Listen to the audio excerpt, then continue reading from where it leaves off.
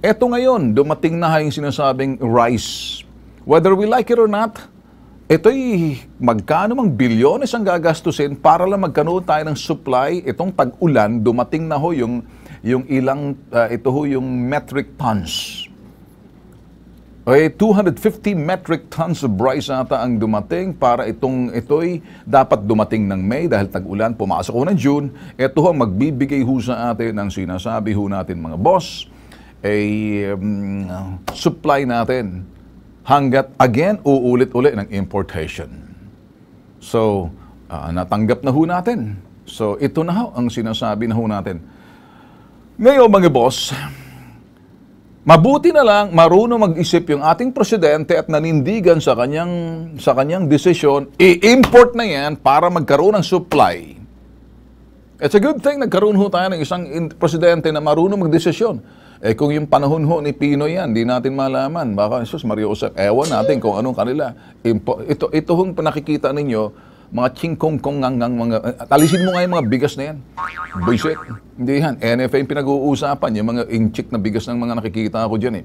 Itong NFA, ito ngayon ho, whether we like it or not, dumating na. So, ngayon, anong impact niyan? Mas mura ho ngayon ng mga bigas, yung nagmamahal ng kalang bigas, mahihirapan kasi masusupply ng bigas. Ang tanong, paano mababawi yung 6 billion? Wala tayong magagawa. Dahil marami ho kasi mga storyteller, mga kwento ni Lola Basyang, mga kwentong kutsero, kayo mga nagdaang mga sekretary ng agriculture at yung mga USEC, ASEC dyan, pareho lang kayo mga ewan. Ngayon, ang presidente nagsabi, i-import na yan, mag-import. Sabi ho ng kanya mga economic managers, hindi. Government to private. Sabi ni Digong, hindi, para mas madali, para makita natin, government to government. Sino nanindigan na time? Si Jason Aquino ng NFA. Si Velasco, kumukontra, ang daming mga sinasabi. Sa likuran niya, si Dominguez, si Diokno, si Pernia, mga economic managers. Isang Digong lang nanindigan. Shut up, lahat kayo. Import tayo. Whether we like it or not, ganito na. Kaysa naman kumalamang sikmura ng taong bayan. Salamat, may isang Digong na kapareho mag-isip ng ganyan. Kuminsan nga, you take responsibility as a leader, stand up. And that's what it is to be a leader. So, sabi ho ni Rex Toperos, siya ho yung NFA spokesperson, itong supply ng bado, i-distribute na sa local market para bumaba ang sinasabing murang bigas.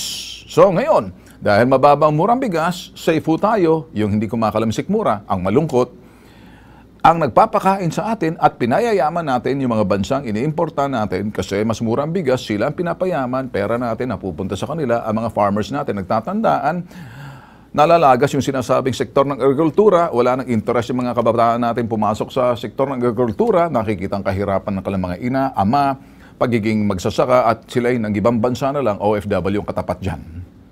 So at the meantime, I rest my case, yan hong katotohanan. Whether we like it or not, sundan nyo lang ho itong mga ginagawa ho natin.